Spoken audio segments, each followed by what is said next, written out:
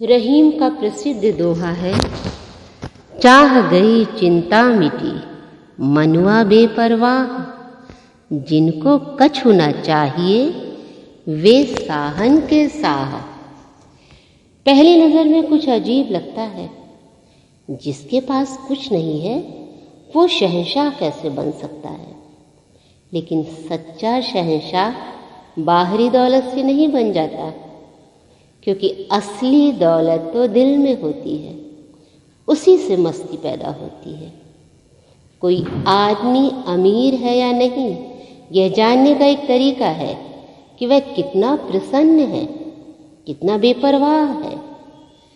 चाह को एक अभिशाप मिला है, वह सदा प्यासी रहती है।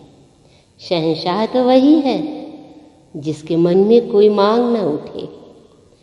मांग इंसान को भिखारी बना देती है। ओशो कहते हैं, कोई भी भिखारी की तरह पैदा नहीं होता। अगर हम भिखारी बनते हैं तो पालन पोषण के कारण हमें इस तरह से पाला पोसा जाता है कि हम महत्वाकांक्षी बनते हैं, इच्छाओं से भरे, अधिकार व ईर्ष्या से भरे हुए। और यही भिखारी होने का तरीका है। महत्वाकांक्षाओं के बिना जीना शाही तरीका है। एक पुरानी कथा है, एक फकीर का सम्राट द्वारा बहुत सम्मान किया जाता था। बादशाह से मिलने उनके छोटे से गांव आया करते थे। गांव वालों ने एक बार फकीर से कहा, हमें एक स्कूल की आवश्यकता है। अगर आप बादशाह को सिर्फ संकेत भर दे दें तो यह काम तुरंत हो जाएगा। फकीर ने कहा, अगर मुझे मांगना है तो मुझे खुद उनके महल जाना होगा। फकीर सुबह जल्दी पहुंचे। बादशाह इबादत गाह में थे।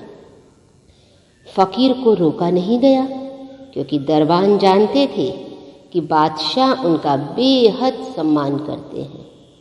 बादशाह आसमान की ओर हाथ उठाकर अल्लाह से कह रहे थे, मुझे और दौलत, ताकत, जागीरें दो, मेरे दुश्मनों का खात्मा कर दो। फकीर ने मुंह फेर लिया और उठकर जाने लगे। बादशाह की इबादत खत्म हो चुकी थी। उन्होंने फकीर को लौटते देखा। वह दौड़कर उन तक पहुंचे और बोले, आप पहली बार आए हैं, बिना कुछ कहे वापस क्यों जा रहे हैं? बाबा फकीर ने कहा, मैं सोचता था कि आप बादशाह हैं, लेकिन आपसे कहीं अमीर तो मैं हूं। आप अभी भी अपने लिए मांग रहे हैं? ये कैसी प्रार्थना है? मैं गांव वालों के लिए कुछ मांगने आया था, परंतु अब नहीं मांग सकता।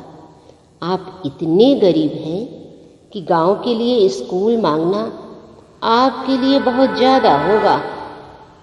अगर मुझे मांगना है तो खुदा से ही क्यों ना मांगूं? महत्वाकांक्षी होना बादशाह होने की कला है। महत्वपूर्ण होने की आकांक्षा हीनता ग्रंथि से आती है। जो खुद को हीन समझता है और दूसरों के आगे बड़ा दिखना चाहता है, फिर वह शहंशाह कैसे हो सकता है?